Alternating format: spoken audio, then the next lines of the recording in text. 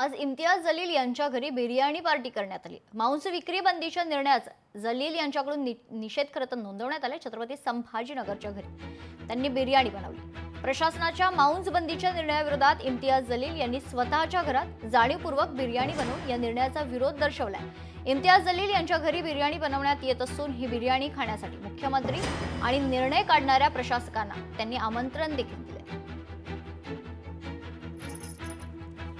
या देशामध्ये लोकशाही आहे, एक संविधान आहे, काही कायदा आहे, काही कानून आहे। तुमची हुकुमशाही आणि दादागिरी नाही आहे की कोणीतरी एक आयुक्त उभे राहतो आणि फरमान जारी करतो की हे दुकान आता बंद ठेवणार आहे। खाण्यापिण्यावर काही बंदी नाही आहे। आज मी खाऊ शकतो, पण दुकान बंद ठेवणार काय लॉजिक आहे? जे मानणारे तुमचे भक्त आहे ते मानतील, मी कशाला मानू? माझ्या हाती संविधान आहे, माझ्या हाती लोकशाहीचा हत्यार आहे माझ्या हाती, म्हणून मी तुम्हाला मानणार नाही आहे।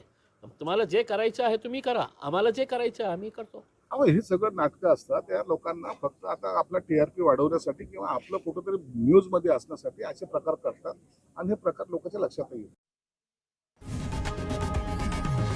लोकशाही मराठी ऐका, पहा, जागरूक रहा।